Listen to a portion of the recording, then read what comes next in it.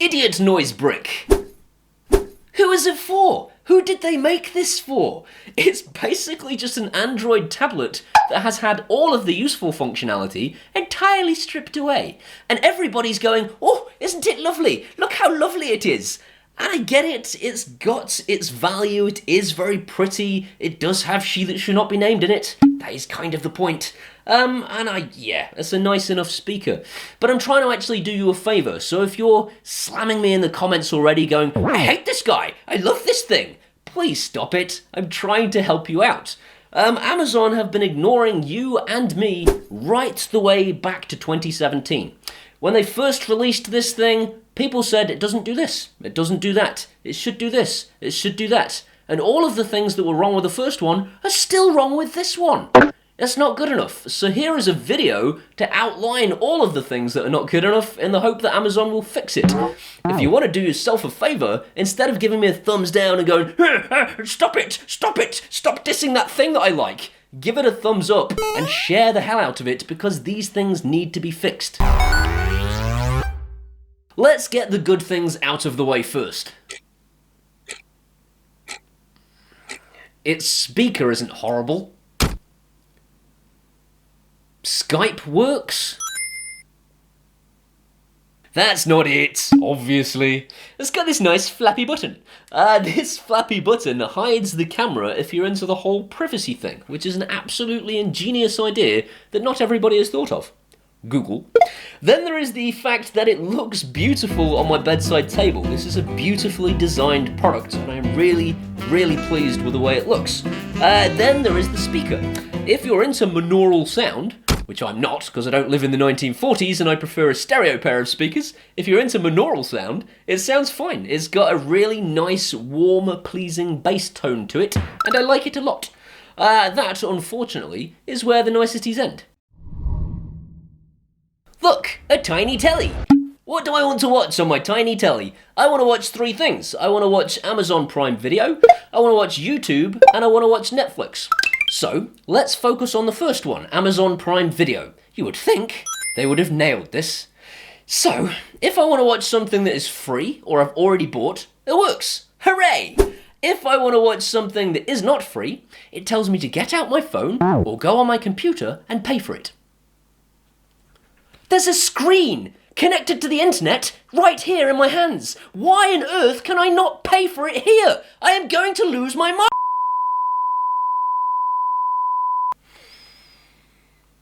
YouTube. YouTube is kind of, sort of, almost working. So, I mean, it didn't used to work at all, which was ridiculous. Now, you can ask for YouTube and it loads a browser with YouTube. You can't dictate anything to it. You can't say, search YouTube for blah, blah, blah. But you can open a browser and type stuff in. That's fine. But would it have killed them to allow you to actually dictate to YouTube what it was you wanted to search for and press enter for you? No, it wouldn't. Would not have killed them. But they want YouTube to look rubbish because at the end of the day, they want you to move away from all that Google stuff. They don't like it. They want you to use all of their stuff. Unfortunately, Amazon, you don't have a YouTube equivalent. I want to be able to use YouTube properly, you gimps. Netflix does not work. At all. I mean, I can browse to it and I can open up a video and it goes, nah, not gonna play that. No, why the hell? I mean, this is a tiny tablet, right? I can get my Amazon Fire tablet right now out of a drawer and load up the Netflix app and watch Netflix. Why can't I do it on my £80 stupid Echo Show 5? Have you ever heard of the MediaTek MT8163 processor? No, of course you haven't, because it has no place in an £80 device. They cheaped out on you, dude. This is the cheapest processor they could probably have got away with putting in the thing. And the consequence is, if I want to go back through a few tracks because, I don't know, I want to listen to that song from 6 songs ago, you're going to have to press back, wait, press back, wait, press back, wait, because it is that slow. If you're scrolling through menus, sometimes I'll press back, and then I'll think, it hasn't worked, I'll press back again, and then a second later it will go back twice, and I'm like 3 menus behind where I want to be, because the thing is taking ages to catch up with itself. The processor is poop on a stick. I have the camera stuffed up my back passage. And if I ask for my back passage camera, the Echo Show will take so long to show it to me, the burglar will have already robbed my house twice. And I know you're going to say, well, it's not really for that. It's for, like, kind of casting an eye on what's going on around your property. If I ask for my front doorbell camera, then by the time I can see who was supposed to be at the door, they're not at the door anymore. They've gone back home and ordered a pizza and eaten it and died of old age. You know the Alexa app? You know, the one that they probably should have put on this thing so you didn't have to get your smartphone out of your pocket anymore. It's not on there. There is no way to manage your smart devices. You can't add them, you can't remove them. You also can't really add skills, because if you say to it using your voice, please add, I don't know, the Nest Cam skill, it will say, Nest Cam skill added. Now open up your smartphone so you can put in your logon credentials. There's a screen here! There's a screen here! There's a screen here! I can't put anything on the home screen that actually matters. I can choose to change the clock or the wallpaper, and that's it. Great. I want to be able to actually press a button that switches my projector off, because, you know, that would be useful. In the middle of the night when my missus is asleep, I don't want to be going, hey stupid, switch the projector off, because it wakes her up. I think, though, the thing that fills me with the purest amount of boiling, hate-filled rage is the fact that every screen says, have you tried this? Have you tried that? Have you tried? I will never ask you. I am not interested. Don't ever ask me again if I have tried anything. It's on every flipping page. It's there on the front. If you swipe to the side, it's there at the side. Have you tried it? No. No, I haven't. And no, I never will. I could have owned this thing for 3 or 4 years, and it would still be asking me to this day because there is no way to turn it off. You can't stop it. It is incessant in its questioning of you. Have you tried this? I will never try it. Leave me alone. Like I said at the beginning of this video, Skype works great and I can't fault it. The image quality is good and the back and forth you have with your friend is seamless, unlike when you're trying to catch a burglar via your camera. So that's all great, but who uses Skype anymore? And I know there's probably a whole bunch of people again in the comments going, I do. I use Skype, you jerk.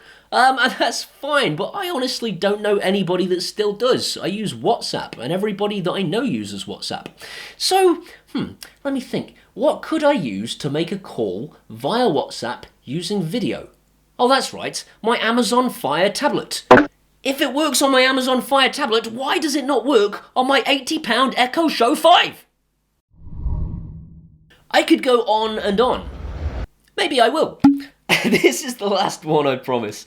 So the artificial intelligence aspect of this is everything you would expect from She That Should Not Be Named, apart from, I don't know, maybe really obvious things like changing the screen brightness of this thing with my voice. I have to do it manually. I have to swipe down and alter the brightness. You live in here. You live in here. Why can't you do it for me? If I'm talking to you, you should... I just can't get over it. Amazon, for me, this just shows a complete lack of care. This is what, the 5th iteration of this device, and they haven't even thought of giving you the ability to change the brightness with your voice, among other things, like Netflix.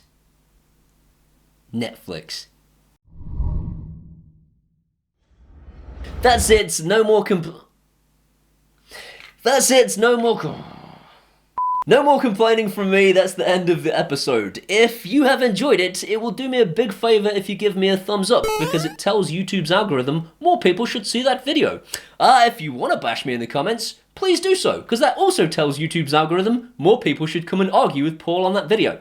If you want to see some more of this guy, hit that subscribe button and ring that bell. Ringing the bell will get YouTube to actually notify you, which would be useful.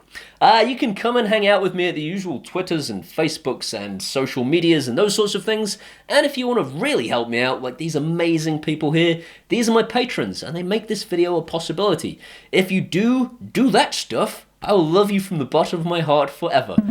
You can also buy me a one-off beer at PayPal, and I will definitely love you forever for that too. I'll see you next time. I should be able to press a button. It says... Why can't I do that? Why can't I do that? I can't believe I have to get my phone out of my pocket to pay for it. That's not everything. This is... I don't know what I'm on about. Back a few times. Ridiculous. Ridiculous. This is the dance of the robot.